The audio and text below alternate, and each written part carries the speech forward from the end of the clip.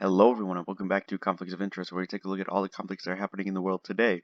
So first of all, we got a report here coming from, of course, the Gaza Strip, and this is the IDF calling on Gaza residents to evacuate these certain areas of Gaza. So what it seems to be is that it seems to be the area of Jabalia out here, sort of north of the Gaza city, and also as well as this area out here. But what is really, really interesting also is that they're saying for certain residents to leave the southern area. So what I'm expecting out here is that perhaps, obviously, we're going to expect them to, take a hold of this part of the city, but also this southern area, which is incredibly interesting. The fact that, perhaps their combat engagements are going to spread further, not just in the north of Gaza, but further towards the south. So we're probably going to expect to see a movement of Israeli soldiers in this area around where they are possibly predicting to seemingly occupy out there. All right, now taking a quick glance at the map, first of all, we can see that there are some airstrikes as well as some shelling going on between IDF and Hezbollah, and what it seems to be primarily is that it's, again, more or less completely one-sided in favor of Israel. And, from what I've heard, the sheer amount of airstrikes and shellings by Israel out here, even though they're only reporting not that many casualties by Hezbollah. We only see maybe a handful in comparison to the amount of, shelling and airstrikes out here. So, I mean, the amount of activity that's going on out here, it makes me wonder how much really needs to be destroyed, which also the same in terms of Gaza as well. We see, of course, as we talked about, the Jabalia area, especially the camp, experiencing a lot of shellings and airstrikes. And also, of course, as we just talked about, Han Yunis experiencing a lot of the same in terms of airstrikes and some strikes in terms of missiles and shellings by Hamas out here in Israel. And we're also seeing a lot of activity going on in the West Bank, a lot of clashes, and as well as stormings going on in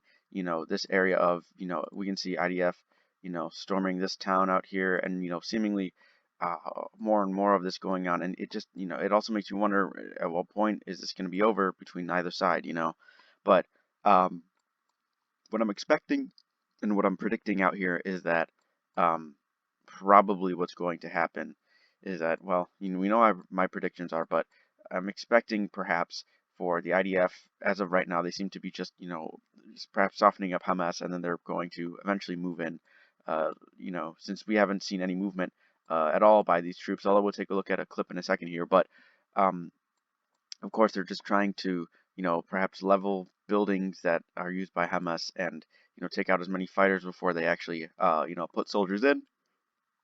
But we're probably going to expect a lot of northern Gaza to be consolidated by the IDF, and then where they're going to move on and further push towards Han Yunis.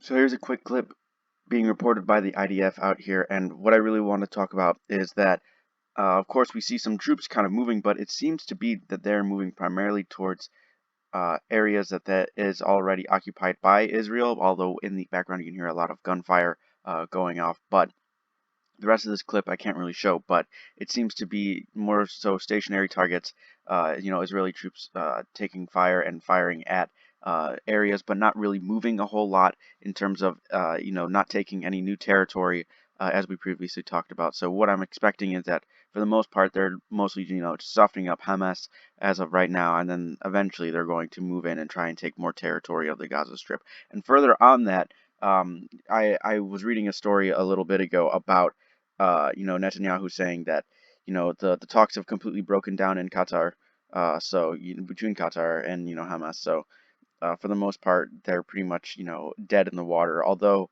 from what I understand, Qatar and the United States are trying to revive it, but from what it seems is that it might not be, considering that, Israel seems to be pretty dead set, and since they've pretty much called the shots, at least of what their immediate aims are, um, that's probably what we're going to be expecting from right now.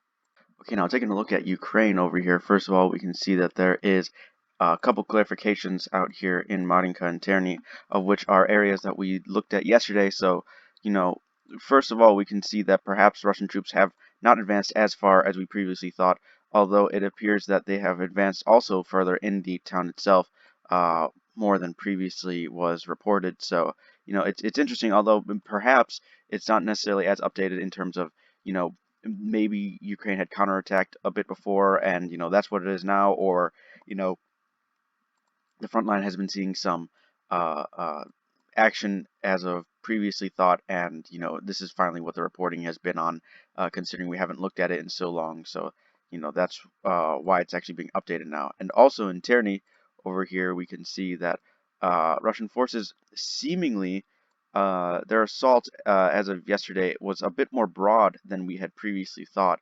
So if we move it back like the past couple days out here, they obviously, pushed pretty specifically in this area, but we can see that it lessened a bit, but it seemed to be a bit more broad as it seemed to grow a bit more over here. And, of course, in Stepova out here, which seems to be the newest town of, great importance in terms of the Avdiivka battle, we can see out here that Russian forces have pushed a bit further towards this windbreak out here, and further trying to encircle Avdiivka, but it's been days and days, and they're inching their way closer to Stepova, like quite literally inching their way towards there. So, you know, that seems to be a bit of what is being reported on the map. Let's take a look at what's happening on the ground. All right, so to preface, if anybody can tell me as to why we're suddenly seeing a lot of, Russian troops using destroyed armor as protection out here, that'd be great, because I've seen it in the past couple weeks of all the clips of this suddenly happening, which you hadn't really seen a whole lot before.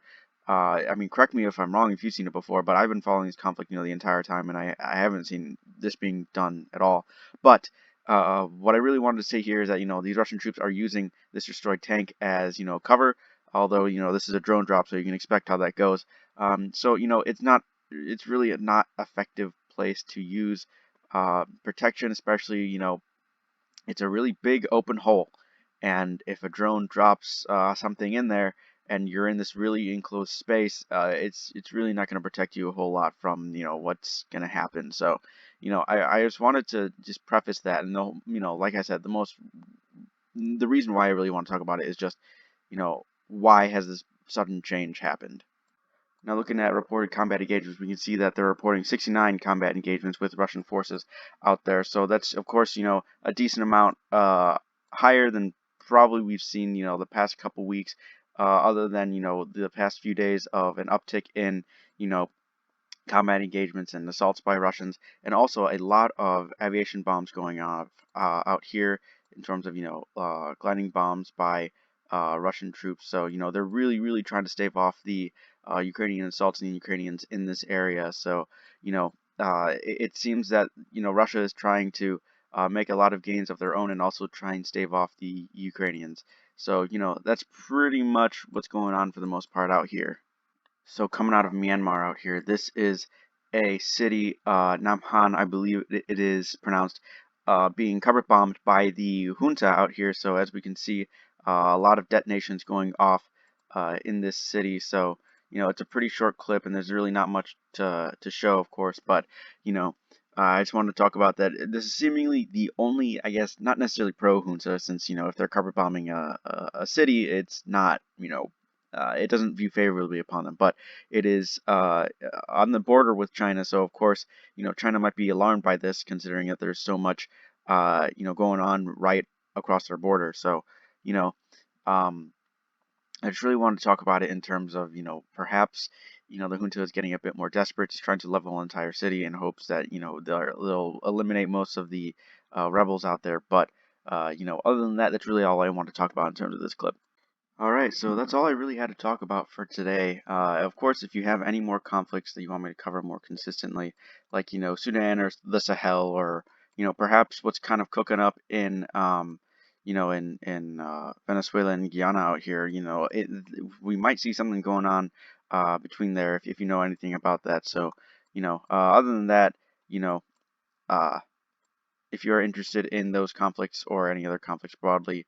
I can cover Sudan daily, or I could probably cover the Sahel daily, or any other area that you want me to talk about. I can update them more consistently, but it's hard to get consistent resources in terms of what's going on and who controls what, as well as reliable resources. So anyways, if you have any of those suggestions, leave them down below in the comment section. But other than that, thanks for watching, everyone.